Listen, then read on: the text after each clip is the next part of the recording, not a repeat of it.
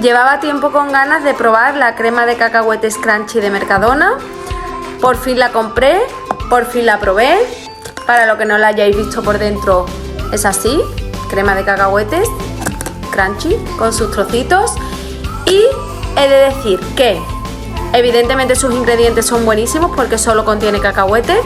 Por lo tanto, sus valores son similares a los de cualquier crema de cacahuete que solo contenga cacahuetes, es decir, altos en grasa y altos en proteínas. Sabor, maravilloso. Textura, también. ¿Recomendada? Sí, me ha gustado mucho.